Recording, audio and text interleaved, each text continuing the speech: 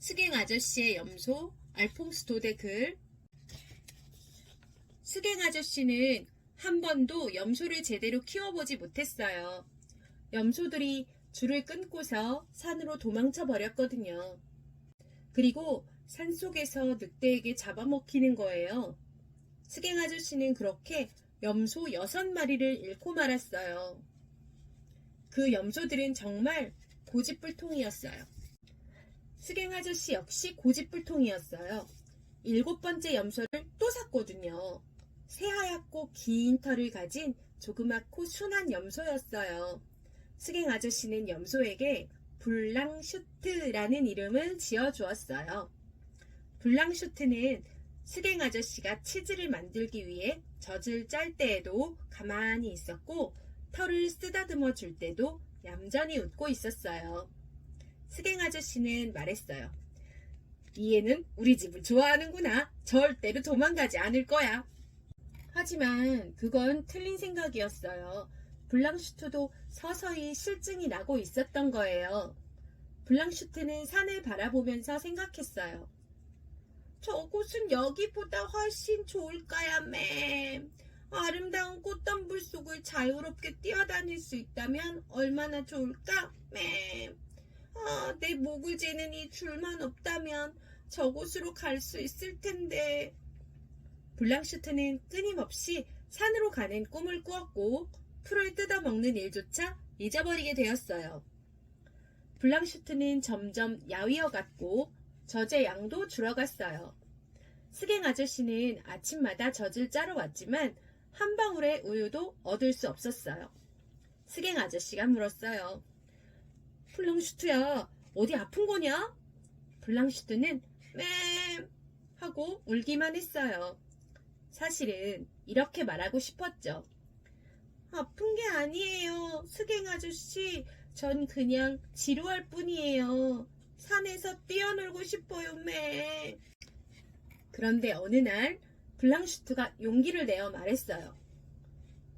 아저씨, 저를 산으로 보내주세요. 더 이상은 못 참겠어요. 뭐라고? 너 역시 나를 떠나고 싶단 말이냐? 여기에 있는 풀이 마음에 안 드는 거냐? 내가 너에게 친절하지 않았던 거냐? 수갱 아저씨, 여긴 너무 답답해요, 매. 산에서 살고 싶어요. 어우, 이런 철부지 블랑슈트야. 산에는 늑대가 있단다. 늑대를 만나면 어쩌려고 그러는 거냐? 제 뿔로 받아버리지 뭐? 늑대에게 네 뿔은 아무 소용없단다.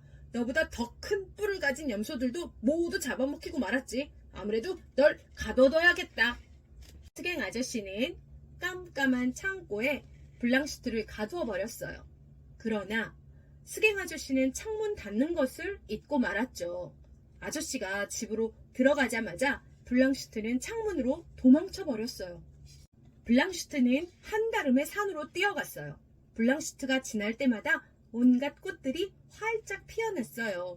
전나무는 가지 끝으로 블랑슈트를 살짝 쓰다듬어 주었죠. 풀과 꽃들은 좋은 향기를 내뿜었어요. 블랑슈트는 향기를 맡으며 이리저리 뛰어다녔어요. 풀 속에서 뒹굴기도 하고 바위 위로 기어오르기도 했죠. 블랑슈트는 너무나 행복했어요. 목을 감고 있는 줄도 없고 자기를 메어놓을 말뚝도 없으니 말이에요. 그리고 가장 마음에 드는 건 민들레처럼 맛 좋고 연한 풀들이 끝없이 널려 있다는 거였어요. 울타리 안에 있던 풀과는 비교할 수도 없었죠. 블랑슈트는 그야말로 세상에 두려울 것이 하나도 없었어요. 물보라치는 급류를 만나도 주저하지 않았고 한 번에 껑충 뛰어넘었으니까요. 그러다가 새하얀 털이 물에 젖으면 넓은 바위 위에 누워 햇볕에 말리는 거예요. 높은 언덕 위를 뛰어오르던 블랑슈트는 문득 아래를 내려다보게 되었어요. 스갱 아저씨의 집과 작은 풀밭이 보였죠. 우와, 내가 저렇게 작은 곳에서 살았다니. 블랑슈트는 세상만큼이나 커졌다고 생각이 되어 괜히 우쭐해졌어요. 반나절을 이리저리 뛰어다니던 블랑슈트는 머루를 뜯어먹고 있는 영양들을 만났어요. 영양들은 블랑슈트에게 제일 맛있고 큰 머루를 골라주며 관심을 끌려고 했어요. 하지만 블랑슈트의 마음을 빼앗은 것은 젊고 멋진 영양뿐이었죠. 블랑슈트와 젊은 영양은 곧 사랑에 빠졌어요. 숲을 거닐며 사랑을 나누기에 바쁜 둘은 시간 가는 줄도 몰랐어요. 해가 지자 젊은 영양도 다른 영양들을 따라 떠나고 블랑슈트는 다시 혼자가 되었어요. 이제 스갱 아저씨의 집과 풀밭도 보이지 않았어요. 산 어디에선가 집으로 돌아오는 양떼의 방울소리가 들려오자 블랑슈트는 우울해졌어요. 갑자기 서늘한 바람이 불어왔어요. 큰 매 한 마리가 블랑슈트의 머리를 스치며 날아갔어요. 블랑슈트는 몹시 놀라 부르르르 떨었어요. 그때였어요. 어디선가 무시무시한 울음소리가 들려왔어요. 우! 블랑슈트는 하루 종일 정신없이 뛰어다니느라 늑대를 잊고 있었어요. 저 멀리에서 나팔 소리도 들려왔죠. 스갱 아저씨가 블랑슈트를 부르는 소리였어요. 블랑슈트는 돌아가고 싶었어요. 그러나 늘 먹던 풀과 자기를 잡아맸던 줄과 사방에 둘러쳐진 울타리를 생각하니 차라리 이곳에서 사는 것이 더 좋을 것 같았어요. 이제 나팔 소리도 더 이상 들려오지 않았어요. 그때 블랑슈트의 등 뒤에서 가랑잎이 바스락바스락 거리는 소리가 들려왔어요. 깜짝 놀란 블랑슈트는 재빨리 뒤를 돌아보았어요.